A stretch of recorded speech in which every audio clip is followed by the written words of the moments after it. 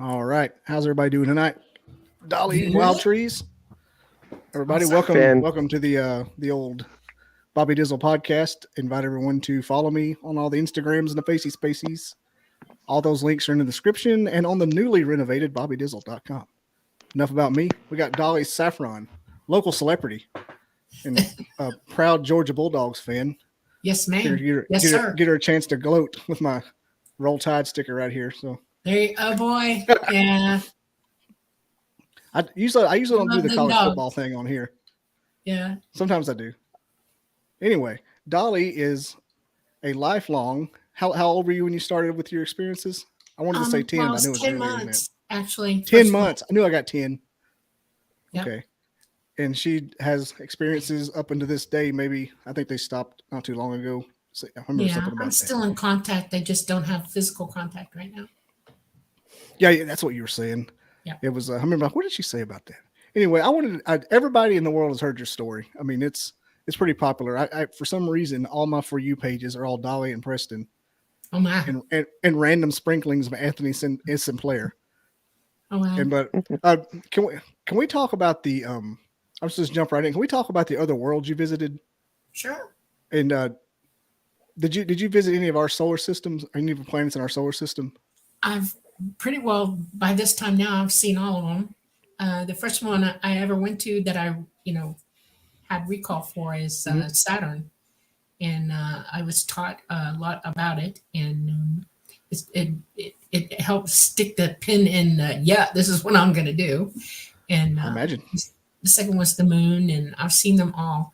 I've even seen Pluto, and I'm sad that they don't call it a planet, but they really are correct, and it just doesn't really make it into that zone, Yeah, it's smaller than the moon. I didn't know about. They don't tell you that when you're in when you're in Yes. like elementary school. You just think planet's a planet.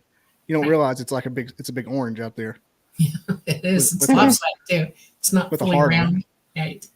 And there's a couple more out there that they are just about to, lay in the coordinates for that. They know they're there. They just haven't, sighted them yet. And one of the things that the new telescope is for turning it around and catching it. Mhm. So I've heard that That's- there's a couple big ones way out there causing a slight oval shape. a little bit. There's no Nibiru, okay? Yeah. There's no Nibiru, but there are two more bodies that are circling, and one of them does have a stranger orbit than everybody else. It's like pretty much out there, but it is part of our system, and it's pretty much because about 280,000 years ago, during one of the sun's iterations of micronova, things got blasted around pretty bad. It really had a lot covering the sun that it blew out, and so it got thrown out there pretty good. That's where Pluto's from, by the way. It's from the sun. That's why it's mostly water and ice.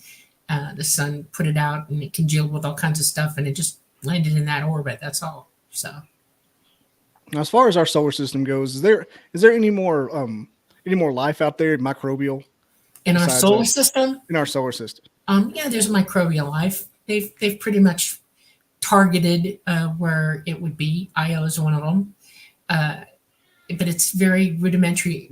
There's life can exist in pretty extreme places. Mhm. There are microbes that come from other planets that land here. You all don't realize that. We have incoming all the time. They just have to make it through the atmosphere and not burn off. They have to be embedded deep inside, wouldn't be an asteroid, it would be a comet. Okay. And if a comet came in, that's where you'd get it from. Asteroids are heavy metal, they're mostly iron, pyrite. And so yeah, that's how that happens. And we've been injected a few times over the years. Absolutely. Yeah, asteroid looks a lot like a fool's gold when you finally see them. They look exactly like you go to the Smokies, to the little gym and mineral shops. Yep. I've And they been have there. the Yep. yeah, and yeah, I'm about 3 hours away myself.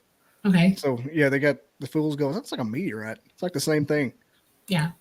Did you say you said Io had life? That's a moon, isn't it? Yes. Yeah. Moon. And moon it's got the right conditions to hold microbial life. Absolutely. is that But it's Saturn or very Jupiter? far away from the sun. Io is Jupiter, I think. Jupiter, okay. And I get it mixed up. it's okay. It's okay. Europa. I know Europa and Oceania. Right. That's the ones I know about for Jupiter. I Right. can remember. And there's Io. We have life is all over through the universe, and we get incoming space dust that's loaded with particles. There's all kinds of things going on from space coming to us. We're in line for all kinds of things, and we circle our galaxy. We're not sitting still in the arm and just rotating. We're traveling around our galaxy at the same time.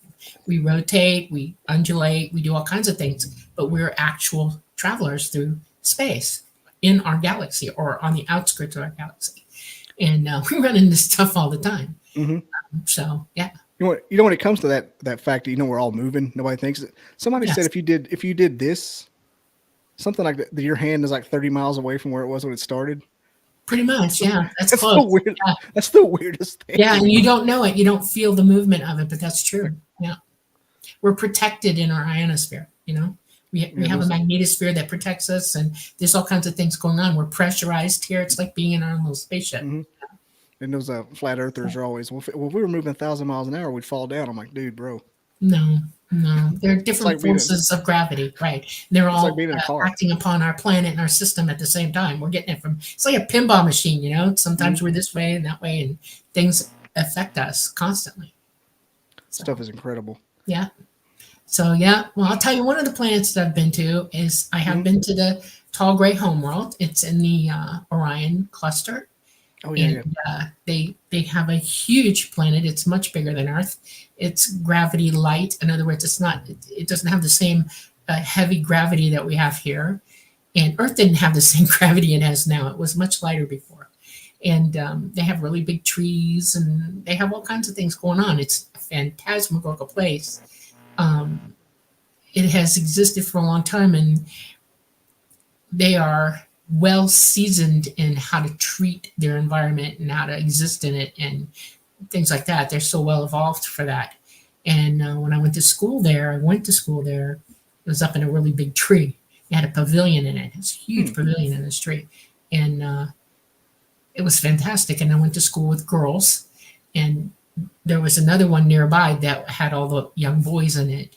And we were all pretty much pretty widespread age range. I think the youngest was 5 or 6, and that's about when I started, and they went all the way up until they were 15, 16, 17. So, constantly going back. And then some of the classes that I took were on the ground on that planet. And so that's the first one I ever really had the most experience at.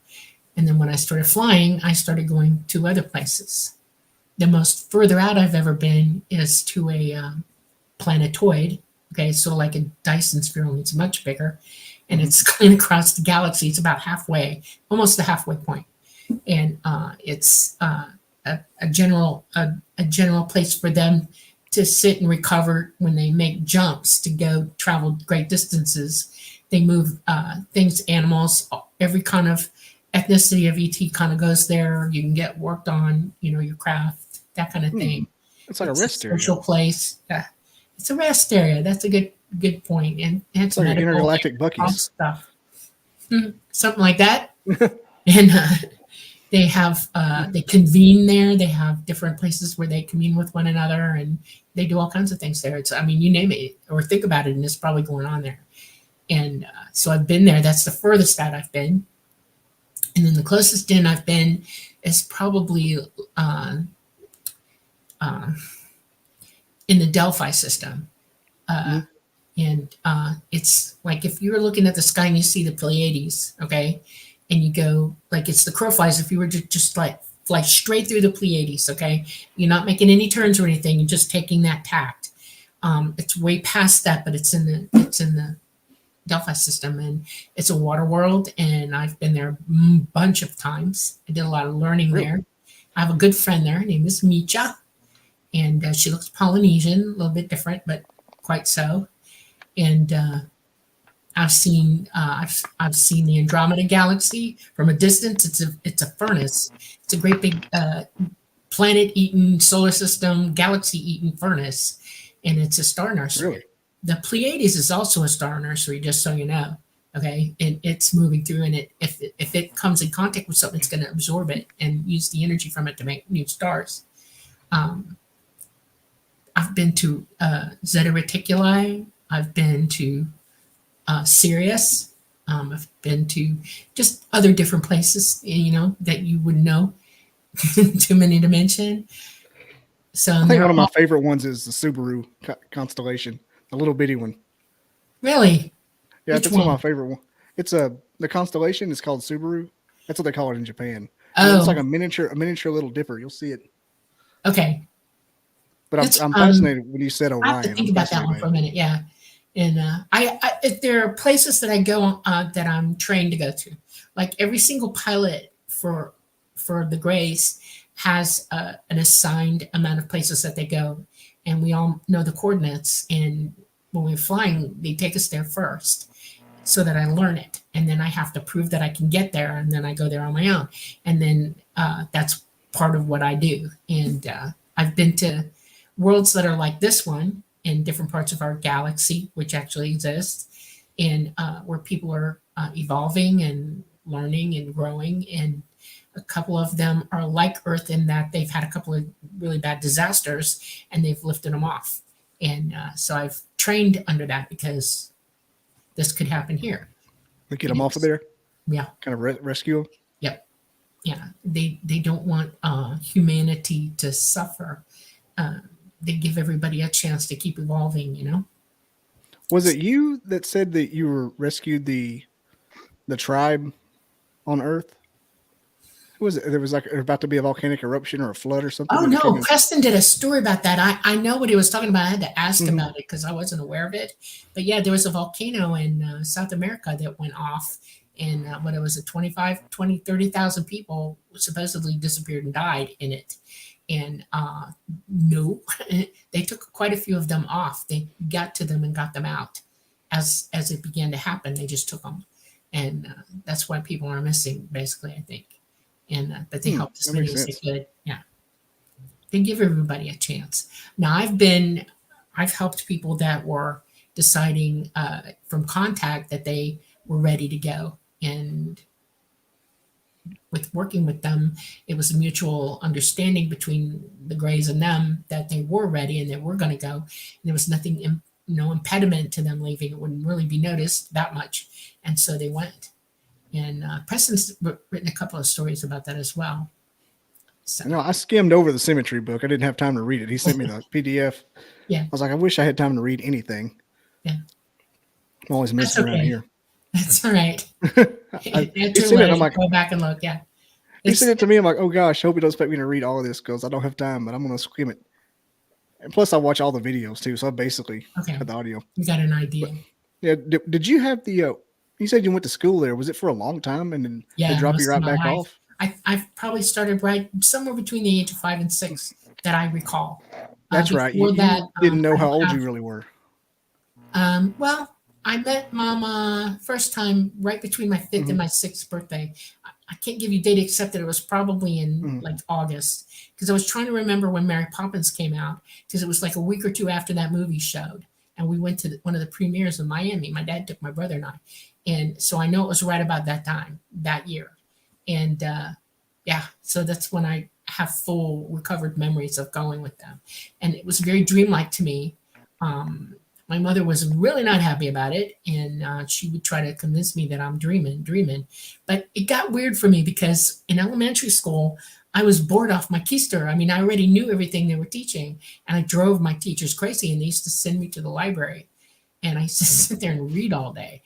And I realized by the time I got to sixth grade, I had read every book in the library, and advanced, okay, and I was advanced anyway, and there was no accounting for that in my mind. Why, how did that happen? And then I realized, yeah, I'm learning all the way around the block. I mean, I've got it from them, I've got it here. you know Mm. my dad was an Yeah, and architect, and he was constantly teaching me and taking me places and doing things. So you know my yeah, education's time wise, vast. you're way advanced. Yeah, pretty Uh, seriously. I Yeah, want. I wonder is anybody in your family also in contact with the my father same? was absolutely. Oh, well. My mother has memories. She used to talk about it. It frightened her really bad, though. It was Hmm. not a totally. But if you understood the whole reasons why it's complicated for her, the military did something bad to my mother when she was trying to get pregnant, and it's caused problems. And she didn't know who to fear, the military or the ETs, and she didn't know who to blame. And she Hmm. just shunned everybody. She didn't want anything to do with any of them. And Yeah, that makes sense. Yeah. so, but my dad definitely had contact. He told me about it finally when he realized that I was finally woke up. And when I first learned to fly, when I graduated, right at my 19th birthday, he got to take first flight with me. They brought him up and he rode with me on my first flight. That was very cool. And, Oh yeah, that's awesome. yeah, I was very proud that day. My daddy came, so it was good. And, Hmm, and that's great. yeah. Did you ever have or when you were with them, or have they explained it have what's the word, like interaction with the military, like scramble the jet since they're in the area? You mean while I'm flying? No, just while you're flying, or whether they were here, just hear tales of them having interactions with our military. Um, this is where I'm in a sticky wicket because I did work for the Army. I have NDAs of glory, and my father, Yeah, me because of my too. dad, I have NDAs. Yeah, you understand what I'm saying then. So I can't speak to that. It would cause me huge issues. They somewhat do now because I think me disclosing something would be a very bad thing for them. So I don't. I'm not going to be ridiculous and do that. So it may be bad for all parties involved. Very. I mean, look at Bob Lazar. Yeah, They painted him into a corner. right. So I leave that alone. I And you- have seen on my own time on the ground though, like when I was okay, this one I can talk about. This one I can talk about. When I was working for the Army, I had quit doing tactical things, and I went to the MPs and I became a clerk because I just needed a break. Okay, I became one of the lead clerks. I had all three shifts, and I kept all their logbooks straight, and then I was in control of D-cell. Resting and stuff like that, and holding and getting them ready to march to go wherever they were going. And I was on my way to work one night, and there was a night shift, and I was in my Volkswagen with the top, open, like one of those slide roofs, and I was looking through my rearview mirror, and I kept seeing these lights behind me, and I'm like trying to see where the hell are they coming from, and it was moving very fast. It looked like a stadium lights coming at me, and I'm like, the heck is this? And I started to slow down and really look, and then I realized, oh, this is incoming. Okay, what the heck? What are they doing? And I pulled over, and just as I came to a stop on the side of the road, it buzzed me, and it turned around really fast and came back at me and hung there in the air. And he's sending me messages, and I'm like, oh my God, that never happened to me before like that. Never. It was a huge warning to me what he was giving me at the time, and that blew me away. That's the first time that ever happened to me in my life, in the middle of the night, just came after me. And then another one was I had moved my mom down to Panama City. She wanted to go into a retirement place there near my daughter. And my friend who gave me my family friend, that's a long story too, gave me a kidney because I was poisoned, okay, and I had to have a transplant. And she went with me to help me. It was a long day for everybody. And we got my mom all moved in and all the stuff out of the truck, because I drove the truck and she drove a car. And then I rode back in the car with her. And we got lost. And I was already alert because I knew something bad was going to happen. And I slowed way down. It was pouring rain, no visibility. And she said, "What are you doing? This is a highway. Go." I said, "No, something's wrong." And then we came right up. If I had gone the speed limit, I would have been in one of the worst accidents ever. I was like, oh my God. And so we decided to pull into a Mexican restaurant and have dinner and calm down because it was pretty bad.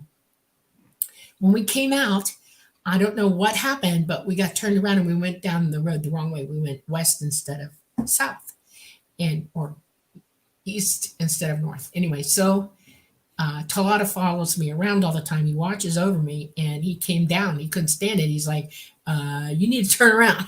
And she saw him, and I know he did it to show her he was real because she was questioning me about it. And he literally came down over the car and said, "Turn around now." And he stayed with us all the way halfway to Atlanta. And that freaked her completely out. And that really did happen. And I was so surprised that he did it. And I bet. wanted me to go home. It was an unsafe night because the weather was so bad. And so those are the two biggies, So. And you think he could have picked you up and taken you home? Like, hey, bro, with a spaceship. Things I got to do on my own. Yeah. Yeah. So I live two lives. I've lived my life with them, and then I have my life here. And I have karma. I'm here for a reason, and I need to do what I need to do here too. And Yeah, the way they respect karma is crazy to me. Like, not crazy, but it's just like a crazy law they go with, like really stringent. well, no, not really. It's you're the one who's doing it. Karma is Yeah. all on you.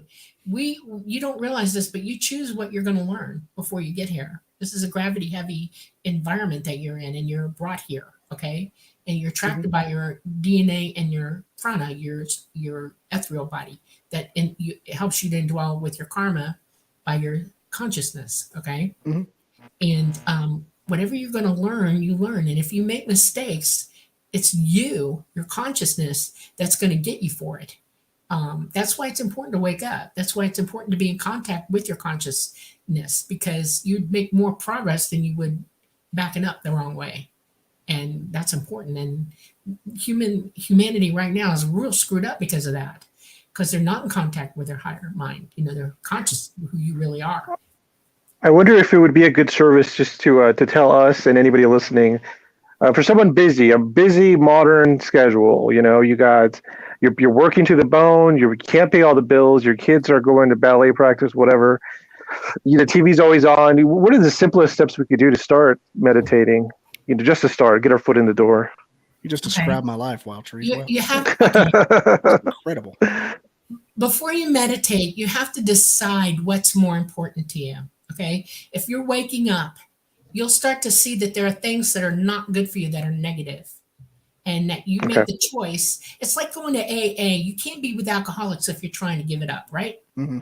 Well, you can't be in an insane negative environment if you're trying to find peace and soul and consciousness and to be able to use your abilities. There are some things that you have to take off the table and put down. Humans are habitual beings, and it's hard to break a habit. So before you start, write it down. Put a piece of paper and write the reasons why you're going to meditate and what it is you expect from yourself for it. Okay. And then what do you have to do to achieve that? Because 3 things are important.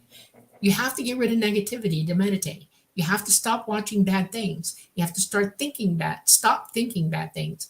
You have to clean your body up. You have to do these things. Meditation is only as good as your operating system. And if you're gamming it up with bad, buggy interference, your computer, which is your physical mind, isn't going to work right and help you do it. So clean it up. Think about what you want to do. It's not important to watch TV 24/7. It's not important to answer your phone every blank time it rings. And it's really not important to have your phone next to you while you meditate. Put it away. Turn off the Wi-Fi. Let your family know this is 10 minutes of time that I'm going to use to center myself and find out what I'm thinking, and then shut up. You have to stop thinking about everything. You put it all down. Most important thing you can do. You can't hear yourself. You can't hear your own mind talk or the universe talk to you. You have to shut up and listen. When you meditate, it means to calm your body, calm your mind, and open up your third eye and listen. That's meditation, pure and simple. The minute you achieve that, you will start hearing and seeing things that you never thought existed. You will start to understand things because the universe will go, oop, open line, let's download. And it'll let you have an open channel because you've provided it. You've opened your third eye and given it time to speak to you and teach you and hold you and give you peace. It's a real cool thing. It's like taking a hot bath. You soak in, put Epsom salts in the water, and you just go, and then all of a sudden you're about to think straight, and nothing in the world seems important anymore because that's what's important. Nothing here is important to you except doing what you need to be doing to learn. Learn all that is learnable, and then proceed. Period. If you distract yourself, you're not meditating. So you have to give that up. You know what I think I know it's not nearly the same thing, but I'll take a long walk every so often. When I get about while you walk, that's a good thing. When I get about a mile into it, I start like daydreaming, like almost like I'm being drugged. Yeah. Like something happens. Like I can't think that's kind of like 10% meditating, maybe. It's pretty cool. You're building endorphins in your brain, and the serotonin uptick because you're walking, and all of that. Your brain chemistry is altering, and that's the important thing. You're laying the program of your mind open to calm down, relax, and do its job properly. You know what it feels like? You know how when you're laying and about to go to sleep and you come up with like the best ideas in the world, Absolutely. it's like that, but constantly when that happens That's to me, I have to because you turn my shut up and you're Yeah. listening, right? The universe is talking to you. Absolutely. like I have to turn the podcast off I'm listening to because I'm just getting all these ideas and stuff. I know, That's like I'm just good. out here dodging cars, but my mind's going. Yeah. Right. So Learning to meditate takes time. Don't ever forget that, okay? It's like learning to ride a bike. You're not going to be an expert the minute you start. And everybody's on a different path and everybody has a different rate at which they achieve things. So Mm. set the intention and then make little goals. Today I'm going to do it for this long. Today I'm going to expect this. My intention is to learn this. You do it a little bit at a time so that every day you meditate, you start to see the changes in your mind and you start hearing yourself and you're opening up and then it'll take you where you need to go. But don't sweat it. Let it happen. That's all. I know anytime I've ever tried the truest form, like you're talking about, my mind starts racing with like stuff that has nothing to do with anything. Right. Like it's fighting it. Yeah. Just Yeah. imagine all that in your hand. Do what Buddha says. Okay. Put it all in your hands. Okay. Everything in the world, all this stuff that you're thinking about that's irritating you, and then turn your hand over and let it go. Imagine it, see it happening, let it go. Your mind will really sit when you do that. Try. That makes sense because I will go. For some reason, anytime I try to clear my mind, I think about Abraham Lincoln. I have Yeah, no well, like my mind says Abraham Lincoln. Abraham Lincoln. Yeah. What the hell? Yeah, we're like I said, we're habitual creatures and we're trained to Mhm. be habitual, and it's irritating. Just let it go, be free. I don't know why that's the first thing I think of anytime I try to clear my mind to do something like that. Yeah. Like what the hell happened? I'm scarred by Abraham. Am I Abraham Lincoln from a past life? Yeah. When you meditate, your brain should be operating in alpha. Okay. In other Mhm. words, you have five frequencies of brain thinking that's going on: alpha, beta, theta, gamma, delta. Okay. And alpha is the one, it's the blank chalkboard. There's nothing there. You're just going into alpha. It's nominal, just pure nominal. Your brain is just there. Okay. And that's the one where you can turn on your pineal gland. You need to be an alpha to turn on your pineal gland. Excuse me. I say it wrong sometimes. And that's when you're on. That's when you can discover that you're psychic and that you start hearing things. You'll hear people, or you'll suddenly think of somebody and they'll call you 10 minutes later, or your intuition will take leaps. Okay. You'll start to feel things. You'll become more empathetic. And then the next thing that starts to happen is that you will want to do that. In other words, you'll find yourself all day long thinking about, oh, I'm going to do this, or I'm going to let go now. And you get so good at meditating into alpha that you can be driving your car and be on automatic pilot and be an alpha and start to feel things around you, sense what's around you. Sorry, Wild Trees is having technical problems. It's okay. I think he's back in now. Yeah, that's I've noticed that the hypnotist you get when hypnosis when you drive and you get somewhere you forget you went. Like, how'd I get here? Yeah, humans do that a lot. People ask, I want to clarify something. People ask me all the time, well, how do the ETs wipe my memory? Nope, you're doing it. You do it. I'll give you how that happens, and you do it all the time and you don't even realize you're doing it. Every night you dream. When you wake up, you either have a dream that you can hold on to, but then it's gone. You say, oh, I'm going to remember this dream, but 3 hours later, oh, it's gone. I forgot. Okay. You're actually going OBE when you sleep every night. You do have nominal little teeny dreams that are your brain doing housework, but most of it's your OBE all night long. And yet you're not remembering it. And it's like very frustrating for something. Why can't I remember? Why can't I remember? What's wrong with me? Your pineal gland is not turned on all the way. It's gummed up with all kinds of irritations, negativity, fluoride, Fluoride, yeah. I was about to say yeah, all fluoride. that stuff. When you go with ET, you go into that dreamlike state when you're with them. You go into a kind of a mental type of wow, okay? And everything slows down and you're away from all the chatter and static of this planet when you're with them. They're in an environment where you're cut off from that. And your whole brain is awake when you're with them. And your pineal gland is being stimulated by them because they're contacting you. They're speaking to you mentally, okay, psychically. And you're all of a sudden like, wow. And then when you're getting ready to come back, you're being forced back into this negative place. And you have no idea what I want to use the word. And it turns that off. You're the one who's escaping it. It's becoming trivial to you because you're being bombarded all the crazy crap around you. And humans do it all the time. I watch it happen. Some people say, I want to remember, I want to remember. Well, to do that, you have to experience your abilities. You have to jump into that. You have to remember on your own. It's your job to do that. Nobody else's, yours. And you can. If you really want it to happen, if you really want it to happen, it will. Your intention sets the stage for that. Your physical mind will follow what your consciousness tells it. If you up your game, your hearing of what's really going on, or your eyes, you're seeing. That's how I woke up. I knew it was happening to me. It was very dreamlike. I understood it was happening to me. I knew I probably wasn't crazy, but everybody was telling me I was.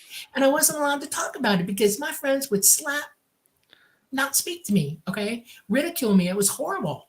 That's what we face here, okay? If you're not like everybody else, or if you're different, that's a bad thing. That's a way to stop you from being and hearing who you really are. And you have to be willing to give it up and want it to happen, to hear, to see, And to remember. they don't like people that come out of the system either. No. They want you to keep consuming. No. And like when I was growing up, I wasn't here all the time. So it's like, and I was isolated a lot. And I saw one horror film by accident. I was probably 4 or 5, and King Kong was on. I was sneaking into the living room. My parents were watching it. And I want you to know that affected me. It really did. And I thought, nope, can't handle it. And I was already being taught by my consciousness, because I was already wide open psychic. That's not a road I want to go down.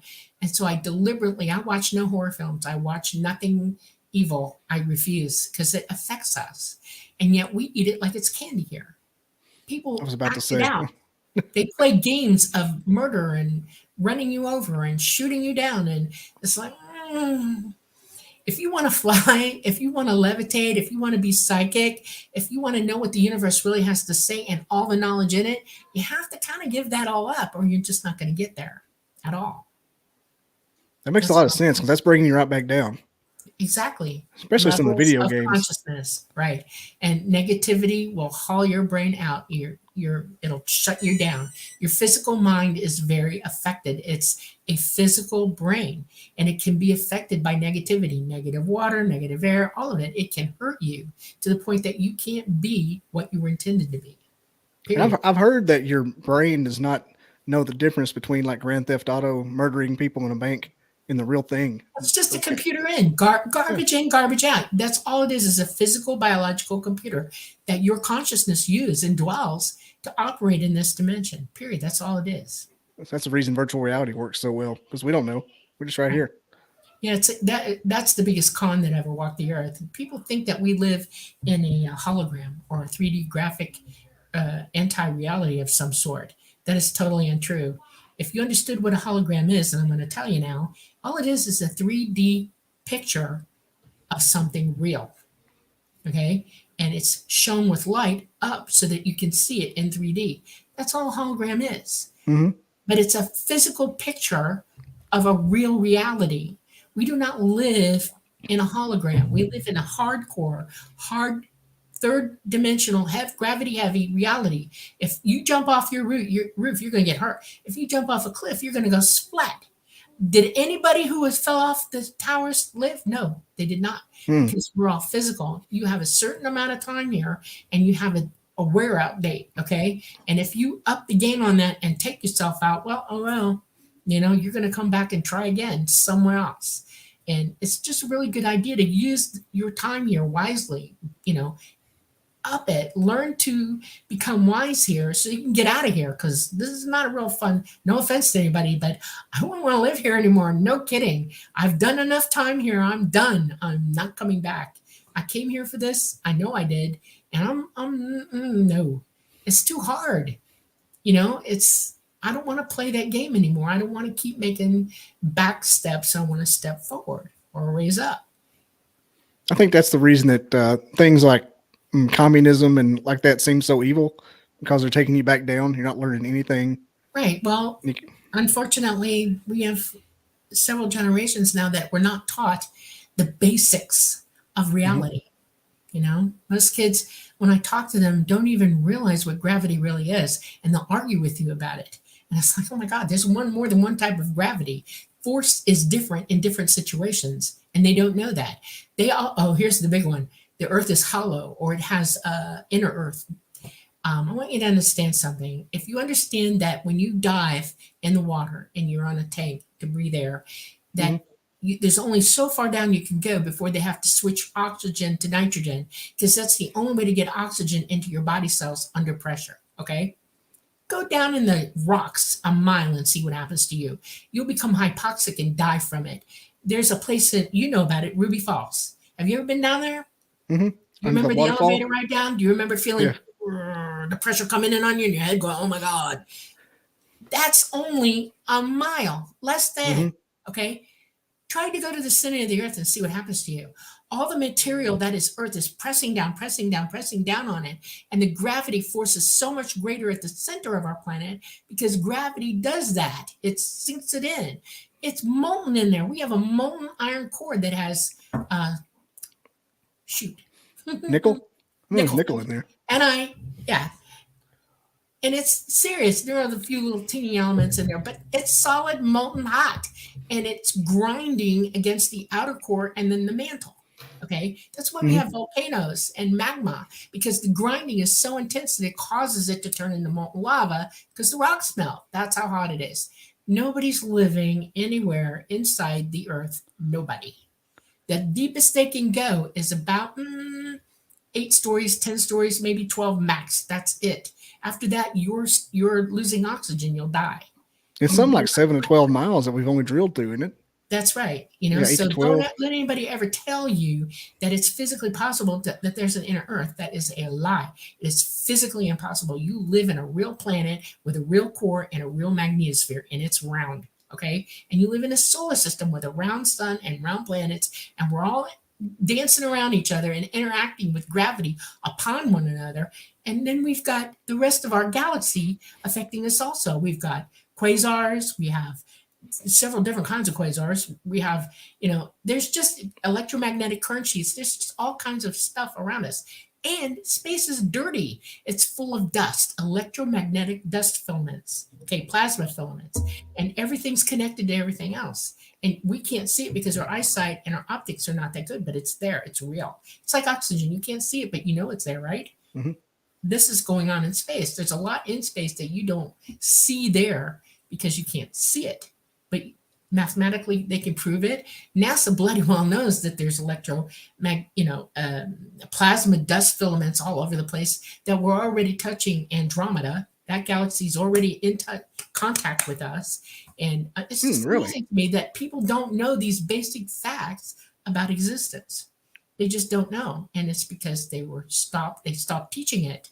They started confusing everybody. They started throwing all this negativity and all this crazy stuff so nobody can really get educated anymore. And that's scary to me. Totally scary. And the public education system seems like just a series of storybooks now. Pretty much. Mythology, everybody hates everybody. Everybody's wary, paranoid. Everybody has to have an individual identity when they don't realize that we're all one, that what we think affects everybody. We all hear it, whether you realize it or not. And it's counterproductive to humanity. It really is. And there's a cabal that's real, and they're in control of us. Don't doubt it for a minute. You have to step off that train and say, "Ooh, I'm free. Wait a minute," and start thinking for yourself and dive in with both feet into full real knowledge and teach yourself. It's the best thing you could do. So what do you think about the World Economic Forum that just happened? All the guys flew into France in their private jets to tell us not to use our cars. You realize that that's smoke and mirrors, right?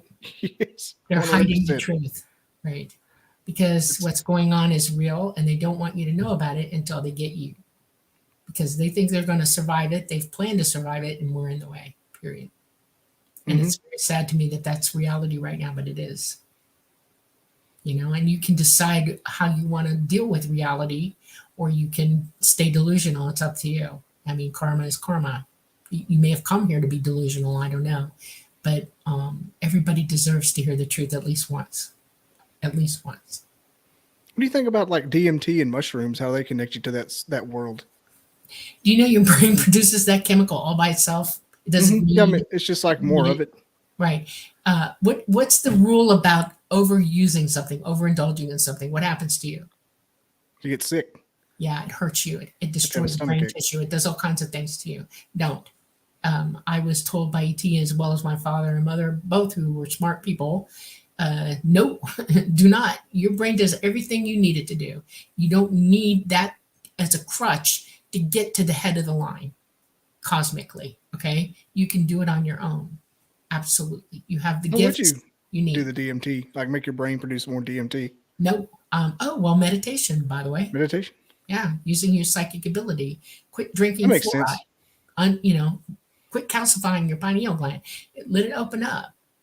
Explore the universe on your own. You can. It Absolutely. makes sense because we're dreaming naturally, and it's basically a Of trip. course you are. You're OBE every night.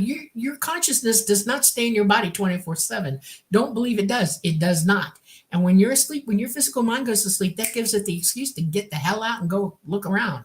It gets bored in there. Trust me. If you got stuck in a body that can't hear you talking to it, okay, what do you think you're going to do? You're going to go fly around and have a good time. You're going to go see things and learn things and do what you need to do. That's why some people's dreams are so phantasmagorical. They're not. Mhm. It's not anti-reality. It is you searching the universe for answers.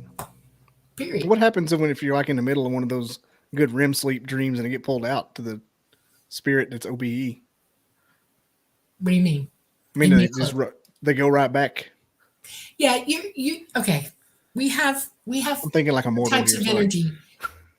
Your body is just a biological conglomeration of cells and minerals and everything that comes together via your DNA to produce this body. The energy that sustains your body is your heart because it's pumping and producing chemical electricity. And your consciousness, that's where your consciousness resides. Your real mind, your consciousness is in here, your chest, not your head. Your physical brain is the steering wheel of your consciousness, okay? What holds you here is an energy that you can call prana, okay? It's a pretty good word. The Hindus love it. They understand what it is. And you're attracted to your body by prana, okay? It is your prana. It belongs to you. It is your energy. And it's what you sent out to get here in the first place. When you go OBE, your prana elongates. People describe it as the silver cord. That's just your prana holding on to you. And it's not going to let you die. Your prana will not let you unexist until the last day that you're supposed to be here. It will not stop, okay? For whatever reason you do leave your body, your prana will release you when it's time. If it's not time, it's hanging on to you. And I don't know of a single person who's gone OBE and not come back. Not a single one. That's how strong your prana is. When you do pass, your prana releases that energy that holds your consciousness intact here and dwelling, and it releases you back into the universe, cosmos, source, and you're free from it. And then once your body, after 3 days, your body starts to release the prana and it follows you back to wherever you're going. Talada, the entity that indwells the craft that I fly, is a fifth dimensional, non-corporeal entity who has passed that. His prana exists with him at all times. He doesn't need a corporeal body anymore. He can go through any dimension he wants and he exists that way. We can eventually get there. That's one of the things we should look forward to. If you learn what you need to learn and you evolve the way you should evolve in wisdom, that's what you're looking to go do. But it's really hard to tell people that when they can't hear the truth. And that's use your equipment. It's real important. Use your equipment. You'll figure it out. I'm kind of looking forward to that, to be honest. You should. Like I'm kind of like really optimistic. I just Googled for all the It's people good listening at news. home. We don't really die. We exist forever. You've lived multiple lifetimes already. You'll eventually learn to remember them all, okay? And experience the fullness of your existence. We come here just to learn hardcore life instances in hard reality like this. It puts wisdom on us. Whatever we learn here, we wear it like coats and dresses and stuff. It's wisdom. You take it with you. You don't leave it here. It goes with you. It's the only thing you take with you. Love is wisdom also. You take that. But, all the stupid stuff you did every day, playing video games or wasting your time or getting drunk or doing stupid stuff, no, that doesn't go with you. Good lessons go with you. Wisdom goes with you, not the stupid stuff. I looked up the prana term. I was doing a little research on the side there. Yeah. Manifest energy of the entire universe. I think that I'm maybe like 3% in touch with this, because I feel stuff like you were saying. Something happens, somebody calls. Yeah. I get Your innate signs. ability already operating. Everybody's already psychic. I mean, everybody has. Your psychic doesn't completely die. Well, some people it does. I've seen that happen. Their brain is destroyed and they lose everything when that happens. But I think those are the NPCs, the kind of the drones of the human world. well, people, if you have like an infection in your brain and it shuts down your pineal gland, you're done. You're not going to be psychic anymore at all. And I've seen that happen personally. Seen it happen. It's horrible. Okay.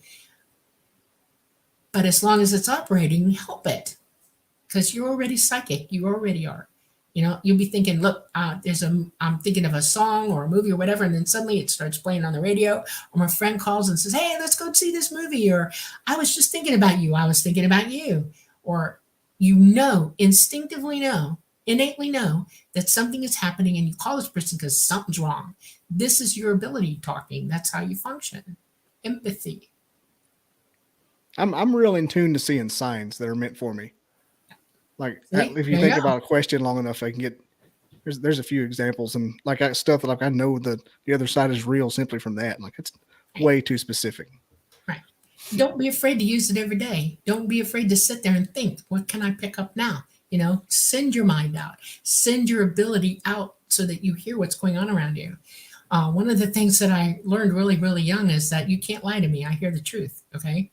And talking about politics, I don't even watch it. No, don't play that game. No. Something's wrong with these people, and no, don't even. ETs don't act like this. They don't have politics. They don't have law like you would think of it as law. They have consensus. They love each other. They hear the truth. Nobody can lie to anybody because they're wide open psychic. They don't have governments. There is no such thing as a galactic federation. Okay. That's the biggest load of BS that ever came out. Please don't. That was the most disappointing thing Preston That's told me. our stupid thinking on them. Do not generate what you believe about ET from your own perspective. You'll be wrong every time. Okay. They're not that way. They are billions of years advanced from us. These are beings who have superseded the gravitational pull of any existence, any dimension, and can travel between the dimensions. That's how they get here. They use light. They use light gates to get here. Space is dangerous. This gravity heavy, third dimensional space that our galaxy is the hardcore, what do you want to call it? The hard RAM, the hard. It's like the case, like the hardware. Okay, the hardware, and it will teach you. It can cut you up. It'll teach you the hardest way possible before you learn to go. Oh yeah, okay, I'm avoiding that now. We're not going to go there and do that. And you'll finally eventually realize that every particle in this universe, even in this dimension, is light. Every part of it, every cell you have is light. It's just so densely packed here that you can't see it, but people see auras. And that's the light coming from your energy. That's you, your light. Okay. And these dimensional beings know this, and they know how to manipulate light, and they use their psychic abilities to traverse the entire universe. They don't use steering wheels, and they don't use digital things and buttons and bells and whistles. That doesn't exist. Okay. They obey the rules of the universe. And one of them is that space is gamma radiation, and it'll deraz your DNA in 5 minutes. They don't stay out there. No, they get into a magnetosphere. They get into an environment where they're safer, and they let their little AI guys do all the hardcore work out in space for them. That's why they were created. The little grays? Yes. The little drones? Yes. They're the worker bees. They can't be hurt by it. They're somewhat biological, but they're able to take that radiation, and they can be reused or replenished or whatever, and when they're not in use, they don't work. They stack them up, So that's what they're about. I've got the mentality of like a Oh, like an They're not avatars, by the way. They do not indwell them. Okay. No, no, I've heard that one too. And it's like, no, Oh, avatars. Yeah. no, I got a body I'm indwelling right now. Thank you very much. I'm going to learn everything I need to do in this body. I can use my mind to create almost anything I want in a physical world and safely create it. And with the rules of what that is, you can't engineer a silicone being that doesn't exist. We're carbon. We have DNA. There's DNA throughout the entire universe. If you're a living entity, a living, breathing, anything from a net to a human, you have DNA, and we're all the same thing. We just dime out differently. We're all consciousness. And You said we're not avatars. no, we are not. We are That was living, always my. breathing representations of ourselves from source here so that we may learn here. And, So when this is over, we just go back. Yep. Yep. Okay. And you debrief and you think about what you did and why you did it. And this is where karma is really big. There isn't a big guy with a stick on bam and let you have it. It's you talking to yourself. You're the one that has to face your reality. You're the one that has to face what you did or didn't do. And yes, you're going to have people talking to you about it, but nobody's going to punish you. We punish ourselves quite easily. Thank you. We're our worst enemies. And that's what karma is. You can either be your best friend or your worst enemy. Take your pick, I've heard people talk about, well, I need to experience everything. I can't know if I'm good if I'm not evil first. I'm like, well, okay, if that's your bag, I don't know what good that's going to do you. You have to make the choice. You either want to go up or down. Take your pick. You can either go back to the beginning over and over and over again until you get it right, or whatever, and you will. That's what karma will do to you. You'll have to. You have nowhere else to go. If you want to come out into existence, you have to go where you're learning. The class. It's not like here. You graduate a kid whether he knows it or not. You're going to relearn it whether you like it or not. That's karma. It's the way it works. That makes sense. You can tell when you're trying to learn something. Own it. Mm-hmm. Own what you know. It's important. I wouldn't want to own all that negative stuff at all. It's too heavy. It makes you heavier. I don't want to go there. Preston has finally chimed in. We did a few minutes ago. Okay. We were in the middle of some in-depth conversation. I wasn't going to interrupt it. Okay. But he said taking some amazing photographs and videos of the ships. Yes. Yeah. I have a YouTube channel. It's Dolly Safran. If you go there, I have several different types of craft that ET flies. And I also have Talada on film. I told them when I made up my mind to come out to everybody, they knew eventually that I was going to need evidence. And it got to the point where I was like, it's now or never. Okay. And I went to the UFO MegaCon in 2021. Mm-hmm. And I met Preston first time there. I'd known him for a long time. We'd been talking forever. He was, interviewing me all the time. And I had an Airbnb with like 3 rooms, and Yvonne Watson stayed with us too. She's a UFO investigator, paranormal, and she's psychic as well. And we got there before he did because he was on Coast to Coast that night, and he couldn't come in that night. So she and I were there first. And Talada came down, and we got him on film, and she got to see him too. And I got a mothership to come within range so you could see what it looks like when they're in the sky. And then the next night when he got there, he went out and Talada came down for him too. And I showed him the mothership came, and they look like a great big purple smudge in the atmosphere at night with no moon. You can see giant purple, huge, bigger than the moon. That's a mothership. And okay. You won't see it now though. That's the problem. This is hard for me. When I chose to come out, I knew what was coming, okay? Because we have all this stuff happening to our planet and our solar system. And the Earth is not a safe place for them to fly anymore. Absolutely not. Our magnetosphere is down almost 40%. They crash real easy under those circumstances. And it got to the point where you can't take those. I wouldn't even fly. I mean, I had a really bad day one day up there, and I went, this isn't good. Because you lose your magnetic guideline because we surf the lines, and when it just disappears or it swings this or that way, the only way you can do is go straight up. And you have to have really good reflexes, and some of the younger ones don't, and they go down. So no, they're not here. They left. They bugged out. And is that kind of what happened to Roswell? Yes. Every crash on this planet is because of that. Yep. I didn't know how many there had been. I've never heard of that one, but Right. That's exactly right. Nobody there. You can't shoot one down. Contrary to popular belief, you can't shoot one down. The Hollywood shootout back in the 40s, with the lights and everything, they were trying really Ballet. hard to shoot that thing, and nope. And there were myths about one coming down. No, it didn't. You can't shoot one down. They have a barrier around them that is so perfect that anything that hits that barrier will come right back at you. It'll bounce right off. You can't disrupt their field at all. It's a graviton wave, and it's impenetrable. And if they lose their ground connection to, though, because they're riding magnetic field resonance. In other words, they're putting out a magnetic signature. Okay, it's either positive or negative. And sometimes the ship is half in positive and half in negative, depending on the field line that they're running, because they change polarity a lot. Okay, and that's why Talata is so important to me, because he's aware of that. He's sighting it and seeing it.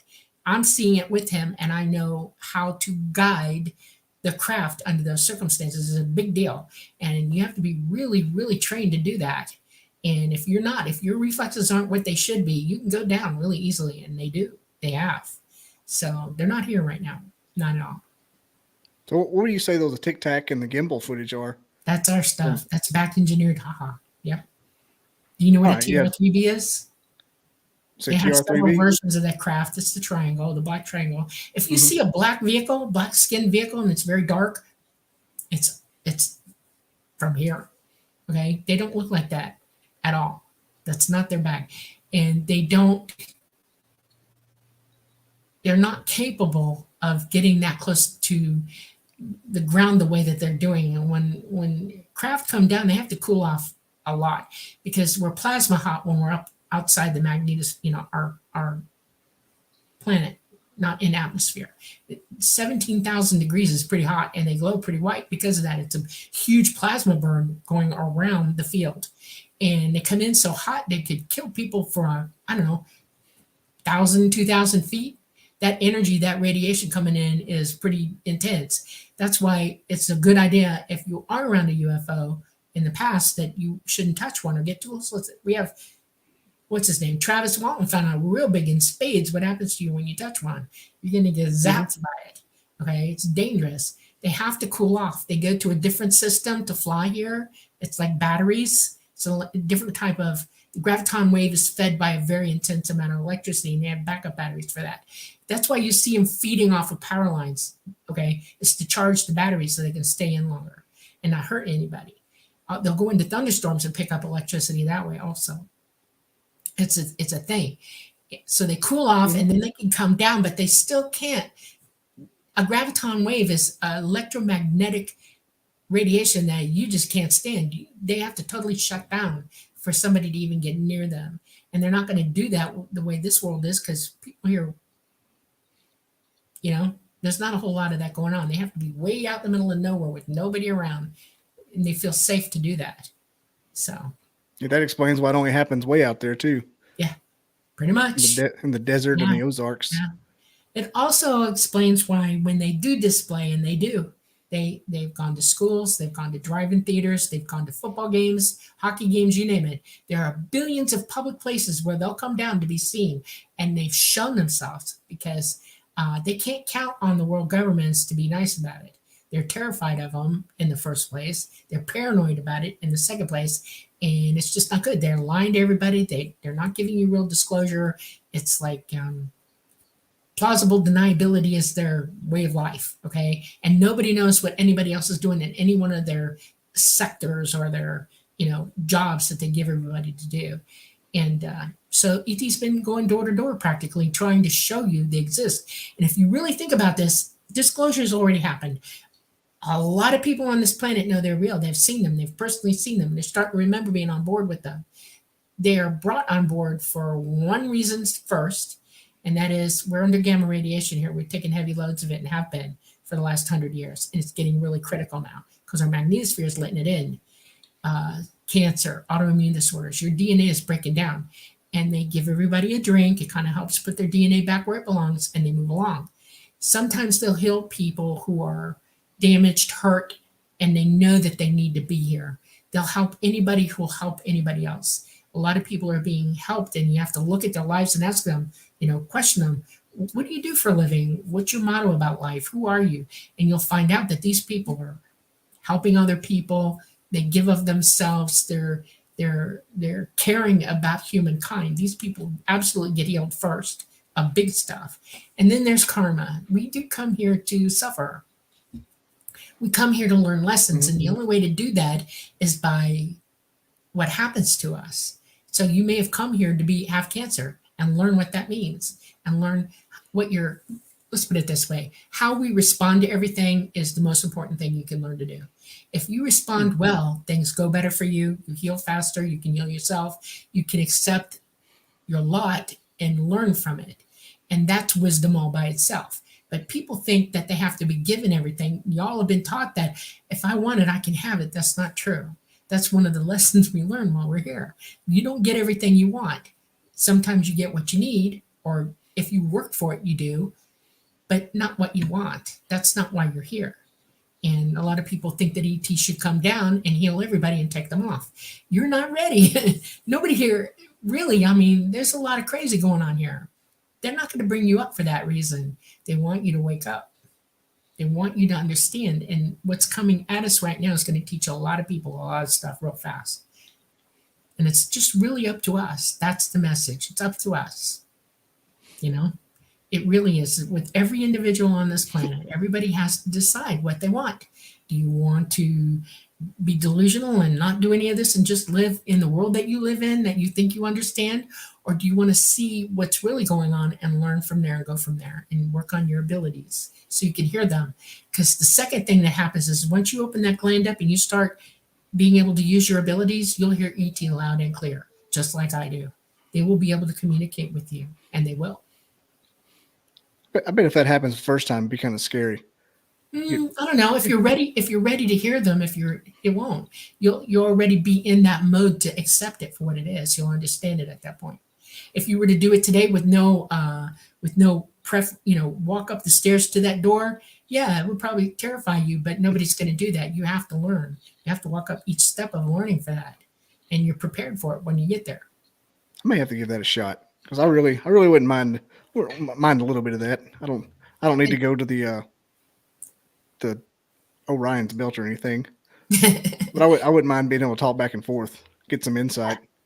Yeah, well, not only them, but everybody in your life. You know, we can hear each other if we want to. That's important. My mom and dad were really psychic. My great grandmother was too. Oh my God. And I was so impressed as a kid. My mom would be in the kitchen doing something, and suddenly she'd stop and she'd say, you know, your dad has got an umbrella and he needs to get it out of the car right now. And she closed her eyes and she said, Bob, get the umbrella. You're going to get wet. She knew it. And an hour later, he finally got home and he said, thank you for reminding me about the umbrella. My jaw hit the floor. I was like, I didn't know you could do that. You know, I can do it, but I didn't know you could. My mom says, you never listened to me. I'm like, oh God, you know, my mom's psychic. And, you know, that's how she knew I was getting in trouble too. Okay. She didn't have eyes in the back of her head. She had the third eye going on. So I knew she was psychic. My dad was very psychic. You couldn't lie to him if you tried, you know, at all. So much for teenage shenanigans. Mm-hmm. Yeah, pretty much. I got away with something once and I paid for it in the end. I had to come clean before it got worse. So, yeah. Is there anywhere to hide from them? Like, not them, but like psychic abilities. Could you hide like a Faraday cage? On craft, it depends on what kind of craft I'm flying in. We have Faraday cages on board. You have to, because I'm an electromagnetic field. Yeah. And I can get electrocuted really quick. And I have pads. When I'm with Talara, it's different. My Faraday environment is I have 2 huge pads under my feet where the chair is. And then I have another one on my left hand that I lay my hand on. And then when I'm working to fly psychically, I'm in a field protecting me with this object that I use to fly. And if I was to get up suddenly and walk out of it, it'd electrocute me. I have to stay in the seat. And I'm in total I don't really know how to explain this. Talana and I meet in the middle and we meld together. My eyesight quits working when I'm with him and I see it through his eyes. I hear through him. I see all the the entire craft at one time, and I feel it. I can feel it expanding and moving, and I can feel the electromagnetic field lines when we come in. I know it's like being swimming in a swimming pool with all that water around you, and you feel every bit of it hitting you and touching you. You know, every part of you is alive with the knowledge of what's going on around you. That's how it feels to fly a craft. And when I'm with Talata, so it's big. It's Now, cool. now, do the craft ever go interdimensionally? Like, have you ever been to another dimension? Yes. Yeah, we Like, travel what's it? through dimensional space to go Mhm. where we go. We don't travel at speed. We travel. It's like people refer to it like Einstein saw it as folding space. Yeah, Okay, which bending is a kind paper. of it's a good representation of it, but it's not. Between the folds is a gate, a light gate that they create. So mentally folding space is all well and good, but you still got to get from here to there. And there's a light gate that opens, and you go right through it. So I go from this space to that space, and we travel, light years in half a second. And then we shut the gate as we go through it. And it takes less than half a second. And when I first started learning how to do it, I would become disoriented. It's very disorienting. I mean, you become weightless, you lose your body. I bet. It's weird, okay? And I got used to it. I take a breath, because the first time I thought I was going to suffocate, I didn't, but it felt like that to me, like I was nowhere near, And it's so fast though, and yeah, they travel dimensionally, literally dimensionally. Like, I've my been question in was the like, fifth dimension. Yes, I'm I question was wondering, like, traveled you ever into the fifth like dimension. if you're ever over in the fifth dimension for like a half hour, to see what it looks like over there. Like, is it another world? Is it? No, I see Yeah. everything as if I'm here. It's just I see all of it. There are things in this dimension that you don't see past into the other dimensions.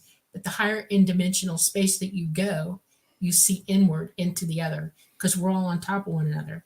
You're sitting in a space with 12 dimensions right now. You're in the third. There are dimensional beings that live around you every day, see you every day, because they can see you, you just can't see them. People talk about guardian angels. Those are dimensional beings that live with you, and they love you enough to stop you from doing something stupid from time to time. That is a guardian angel. There are light beings who are still corporeal, but they're mostly light, and they go into the fifth dimension as well. And they come back and forth. And that's why people think they're seeing angels. Okay. They look just like an angel. Incredibly light, their wing, it looks like wings. The That makes sense Anunnaki there. are real close, are real close to being in that group, but they're not quite over it yet. Like if they leave this life as an Anunnaki, sometimes they go up higher if they're ready to go. And I would, it's probably why there are less of them now than there used to be honest with you. We are all evolving, and the Greys are about to make that jump as well. The fifth dimensional beings saw them getting close to it, and they offered them the ride. In other words, they offered them the technology or the knowledge that they needed to make that jump, because they were ready for it. They went up the staircase, they knocked on the door, and they opened it. And that's the point. You don't get handed anything until you're ready. You have to work toward it. That's the point. Imagine giving humanity that right now. No. We would screw it up.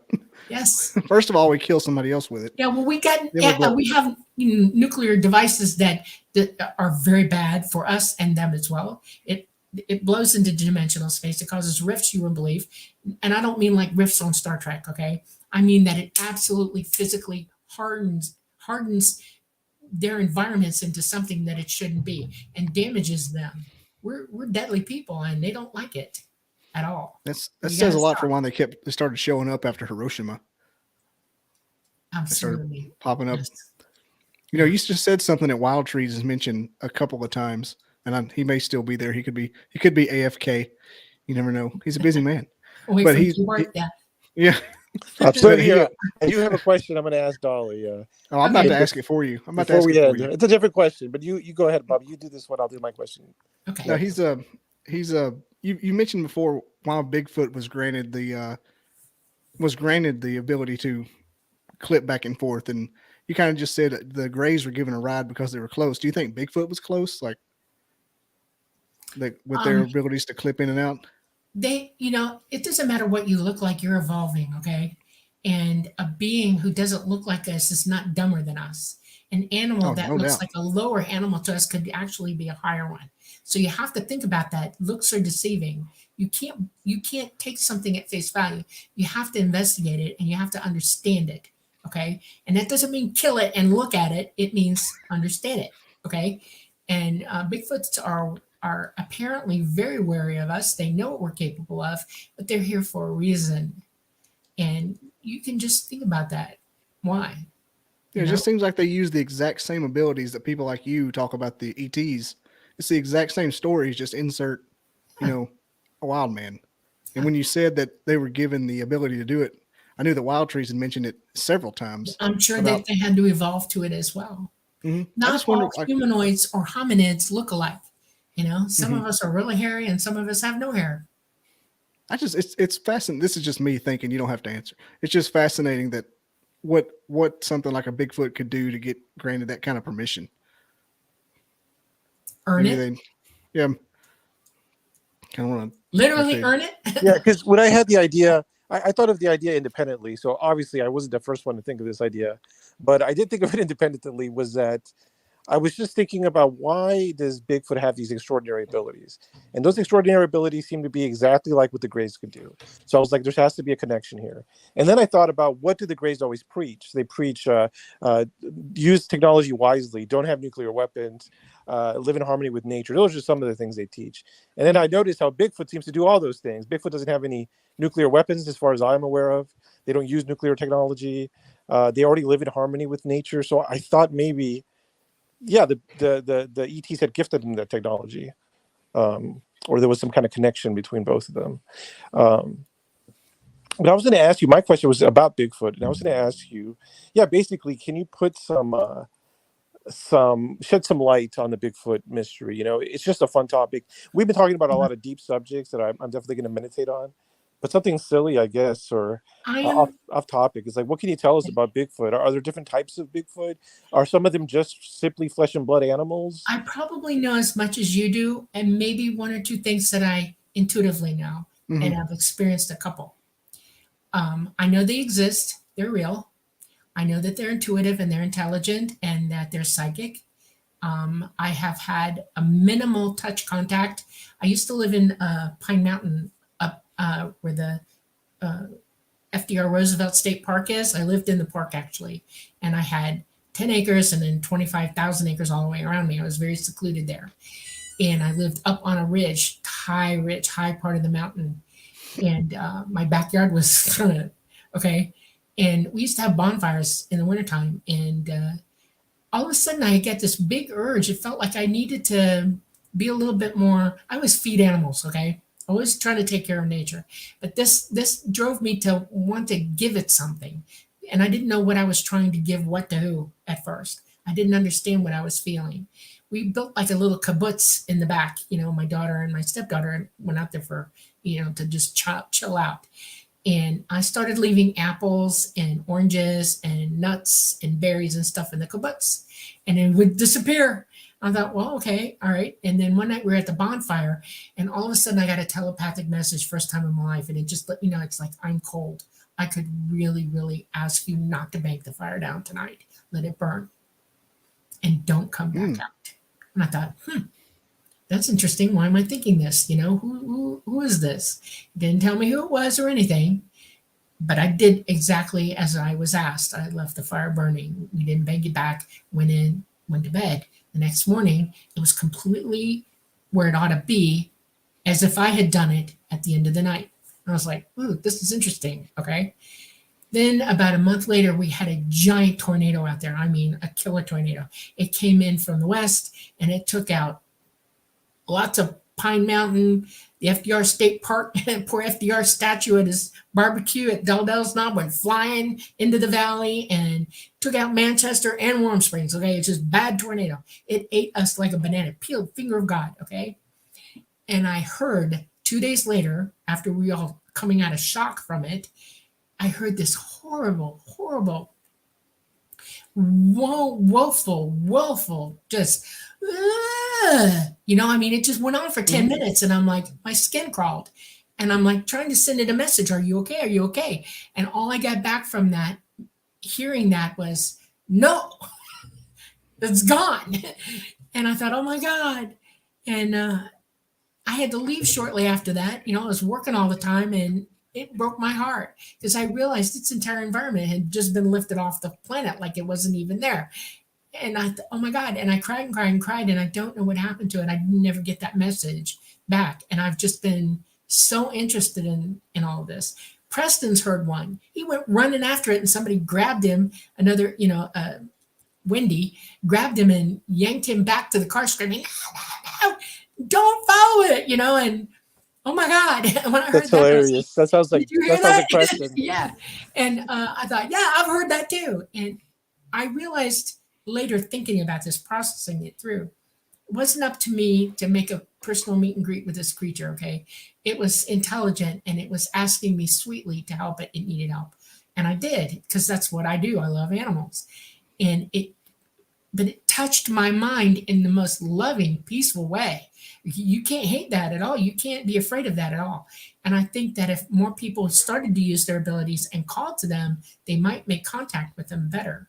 I think that they're wary of us because we're not using our abilities. That's what I think. That's my opinion. Mm-hmm. I'm probably scared to death, like one of these creatures toting around this whole ability and not utilizing it. And Right. Preston, there's easier ways to meet David Pilates. You don't have to go jumping into the lion's den. That's hilarious, Bobby. I like that. You said that. I'm like, he's just trying to get on Missing 411. No. Today, George Norrie. Tomorrow, David Pilates. Yeah. And there's a huge, well, it's not huge, but I'm impressed. Out in Blue Ridge, there's a big Sasquatch museum. Beautiful. Oh my God. I went in there, and I was in there for like 3 hours. You couldn't have kicked me out if you tried. And interesting artifacts and just scientific data everywhere and everything. And I've thought, since I've lived here now, that I'm sending out the message. I'm safe. You can come here. I'm already feeding the animals. Got deer coming up on the property, birds everywhere, squirrels. Oh my God. And I got a possum already that's inherited me with its little baby. And I hope I see babies in the spring. And so I'm going to give it a safe haven here. And we're going to plant fruit trees and just make it a nice, safe place for it to go, and see what happens. That's all I can do. And if it's here and of a mind to come around and hang out, cool. I bet, since just spitballing here, since you've already had the establishment with the previous one over there by Fort Benning, there maybe you've got the resume, for lack of a better term, that they'll come right to you. I don't know. I hope so. Yeah. I know that I can broadcast to them. I know they hear me, and I've heard them. So yeah, I'm not. You're not a threat. No, not in any way. You're not gonna pop at them with a rifle or anything. No. Like it would do any good. No, I'm not into. Hell, I can't even let flies bother me. Okay, if a fly stays in the house, I'll let it live for about 4 days, and then I go after it. I had real good luck the other day. I put a cup down with the fluid in it, and I said, just die already. Just go. And I went in the kitchen to look for the cup, and there were 2 of them swimming in it. And I was like, wow, let them out, don't come back. I have a hard time with all life now. It's like you learn to respect it, and you have to be careful, You have to treat life right. And so the ladybug comes in, I love it up a little bit and take it out. And I just got a beehive, and I can't wait for that to go up and get it ready for the bees in the spring. And yeah. So well, you're in the right place for it. Yeah. There's a ton of them around here. My family's got all kinds of hives.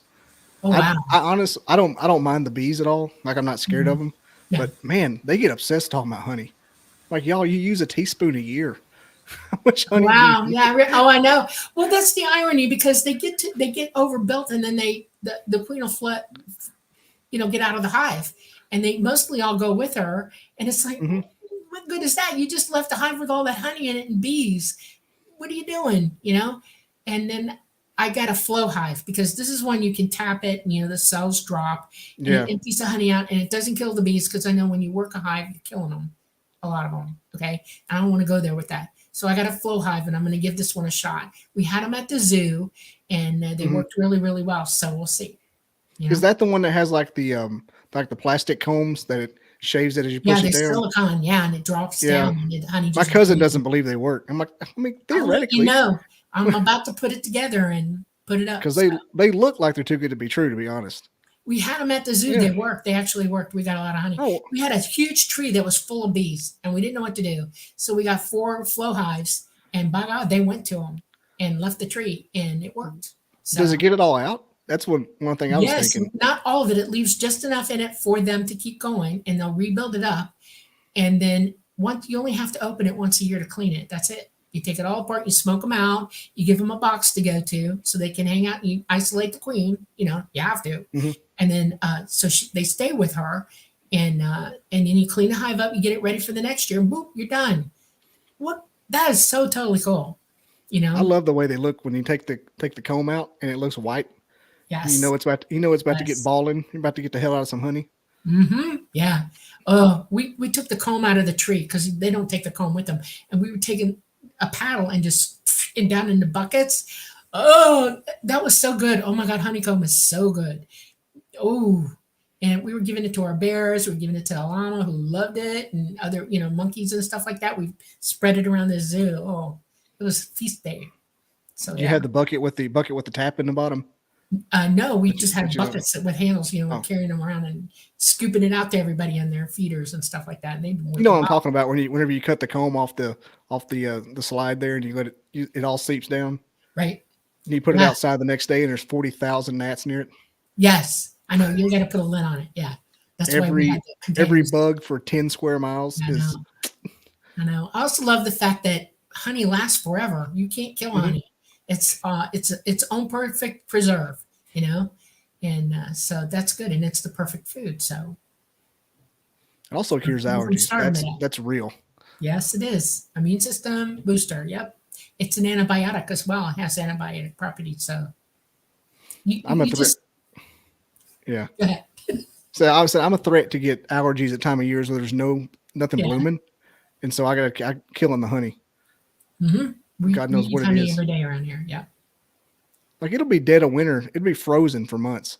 And I know frozen's relative term for the South, but Right. like nothing's blooming. I mean, when it hits these warm snaps like it is right now, how something will bloom for like a day or two, Right. freaking kills me. They like I know. knocking me in the head with a 4x4. I know. I live on 2x4. Benadryl. I'm allergic to a lot of stuff here. I know. Zyrtec. I'm a hybrid, and I'm allergic to weird things, and so I take a Benadryl every day. Literally, I have to. Oh yeah, I'm on Zyrtec all the time. Wow. I got sciatica right now, so I'm on all kinds of stuff. I'm sorry. Yes, I'm working through it. Okay. At least I can walk now. When I started walking, I Good. can walk. I'm like Pinocchio. I'm a real boy. Oh, wow. Have you ever got a hang chair? It's an inverted chair. You get in it, it hooks on your ankles, and then you Mhm. drop it down so you're upside down, and it pulls your spine apart, and it allows your discs to go back in where they belong. You get sciatica because you got a disc leaning on the nerve. You should try that. Yeah, my uncle has one, the Yeah. invert table. Yeah. My mom's a physical therapist, so okay. I get all kinds of unsolicited advice, whether I like it or not. Okay. She gives me the stretches. It's the reason I can walk today is because of the stretches she gave me. There you go. Still can't feel my little toe. That's weird. I just hope it doesn't progress Nowadays. much more. Yeah, I have too many injuries. I have issues with that as well. So yeah. So If I can't hike, I'm going to be really mad about it because that's one of my favorite things to do. well, walk around with a stick. That's my next move. I'm getting a stick. Going on 65 now, and it's so heavy gravity here. And I thought, well, I'll use a stick now. I'll keep going. That's cool. Yeah. All right. Said John P. Adventure said, ask your mom for some treatments. Oh, she's going to get me some dry needle. She's recommending dry needling and an epidural. And I'm going to a chiropractor doing yoga. I'm hitting from all fronts. I'm going to be like a superhuman by the time Have this you is tried done. 4% lidocaine patches yet? No, I've never heard of that. You go to the drugstore and CVS has them. It's their brand, and it's lidocaine patches, and it's 4%. You put it over where the discs are that that are causing the problem, and you leave it on for half a day. And I usually put them on. People tell you go to bed with them on. That's when you get the most relief when you're supine because your back's pulling apart, and you'll be like new in the morning. Try it. It's amazing what it does. You just have to remember that even though you feel good, you still have the problem. So don't overdo, but it gives your body pain. Slows down healing. So if you can be out of pain, you do much better in the healing. And those lidocaine patches are great. You should try them. Tell I your definitely mom. will. She'll agree. Yeah. A couple of days ago, I would have taken anything. Like, just give it to me. Dog crap cures this. Give me the dog crap. Yeah. Well, ice Anything. numbs the nerve, and that's what Yeah. lidocaine does. It numbs the nerve without the ice. You know, and Once I started icing, using ice. yeah. Yeah. Once I started icing, it got better. Yeah. And they gave me a big Lidocaine old does the same thing, only it's better. Try it. cool. I will have to. They gave me a big old free one at the chiropractor. It looks like a bag of peas, but it's frozen. You know how people always put bag of peas when you get a vasectomy. Okay. Ooh. I feel sorry for you. Okay. Yeah. Anyway, thanks for being on. We'll wrap it up. We just talked about everything under the sun, literally. Yeah. Literally. It's not silly. Anything you learn is a good thing. That's what I say. You know, anything. I would tell you all to try out 2 apps on the internet. One is the ESP Trainer. Okay, it's in the Play Store. It works on your PC, works on your Android and your iPhone, and it helps target when you're using your abilities and when you're not. And it gives you it helps you draw you into understanding when you're on and when you're off. That's a really good thing to do. And just play with it, learn, And the other one would be Preston wrote the book on meditating in OBE. He's extremely knowledgeable about it, and I recommend it highly, really highly. It's a good book to go get. You can get it at Amazon, and it's not that expensive, and anybody can afford this. And just learn. And he's about to put another one out there, but he gives guided techniques for doing this and real knowledge about it and who said what and what works and what doesn't. So try it, Now, do you have anybody who's actually read those books and gotten better? Like, yeah, scratch I have people tell me all the time, "Oh, I read the book. Oh my God, it's working." So yeah. Like, I would love to hear those testimonies. That'd be kind of cool. You could do like a whole show on that. And Okay. when when you were on Wild Tree show a few weeks ago, I had a coworker that got that app, and he's actually worked up about 20. He went from 50% to about 80%. See, there you go. But he started out like quick, like his first runs, he was 70 or 80, then went down to 50 and went back up. Yeah, well, it's forcing, because you start overthinking yourself, and it draws you into being more stable with it. So that's it plateaued. That to happen. Yeah. All right. Okay. Well, I appreciate you being on here, and your YouTube link is in the description. I put it in there before we started. Yep. And I'm also on Messenger. If you want to talk to me in Messenger, you can find me without being my friend, and I usually answer, and that'll put me into putting you in my friends list at that point. So I try to answer everybody. Yeah. And I invite everyone to subscribe to my channel as well. Just right there, I think. Wherever. There it is. I see. Yeah. Okay. I'm all backwards over here. I'm looking at myself at 2 different windows. Okay.